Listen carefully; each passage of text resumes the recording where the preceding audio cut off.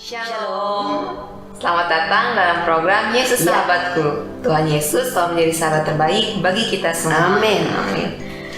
Bu mau bertanya nih Bu, bagaimana sih Bu sikap kita sebagai orang Kristen atau gereja jika melihat LGBT Bu? Ya.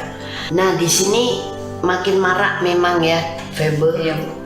di dunia ini, dan kelihatannya mereka kalau menjadi seperti itu mereka malah bangga. Dan sekarang menampilkan hal yang begitu juga secara vulgar, baik disengaja atau tidak disengaja, itu juga makin berani. Ya. Nah kita sebagai gereja Tuhan harus punya sikap. Yang pertama, gereja itu harus menjadi penyelesai masalah, sehingga gereja itu adalah jawaban bagi masalah orang-orang. Yang kedua, gereja itu harus menjadi tempat penggodokan, sekolah, pemurnian, pematangan, pendewasaan untuk umat Allah. Dan yang ketiga, itu sebabnya gereja harus tahu solusi untuk permasalahan-permasalahan orang-orang. Ya. Di antaranya permasalahan LGBT ini. Jadi gereja tidak boleh menutup pintu atau memberi sikap yang antipati apalagi, atau menolak atau tidak menerima orang-orang seperti ini. Justru inilah ladangnya harus kita kerjakan, karena menjelang akhir zaman ladang-ladang seperti ini udah menguning. Ya. Kita bereskan, karena dalam Tuhan Dia adalah penyelesai, Dia adalah jawaban, Dia adalah Tuhan, Tuhan segala Tuhan yang punya kuasa untuk bisa menyelesaikan, bisa memenangkan, bisa menjadi jalan keluar untuk setiap masalah kita. Jadi gereja harus bersikap matang seperti ini. Jemaat Tuhan juga harus diingatkan ketika ada jemaat yang seperti ini, jangan bersikap sinis, jangan menjauhkan orang itu, jangan juga apalagi bersikap antipati, kemudian bisik-bisik di telinga, terus memberikan reaksi yang seperti jijik dan sebagainya. Nah itu harus bertobat kalau masih ada orang-orang Kristen yang seperti itu.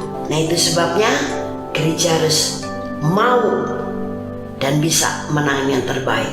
Karena hal ini juga kadang-kadang seorang pria tadinya normal, tapi dia iseng-iseng ya, hanya untuk ketawa-ketawa, menirukan wanita-wanita atau pria yang sudah mulai melambai. Akhirnya dia keterusan. Roh itu kemudian bisa mempergunakan fisiknya atau melalui transfer spirit. Tapi di sini bukan berarti kita kemudian tidak mau kenal ya dengan orang-orang seperti ini, tapi orang seperti ini mari kita jadikan ladang Tuhan untuk dikembalikan oleh Tuhan dengan kuasa Roh Kudus-Nya melalui kita menjadi manusia seutuhnya dan seturut serta serupa gambaran Allah. Amin. Yuk mari kita doakan. Yuk. Haleluya. Angkat tangan saudara, sekarang urapan biar bekerja. Amin. Kepada saudara-saudariku yang sudah cenderung atau memang sudah terlibat dalam hal seperti ini.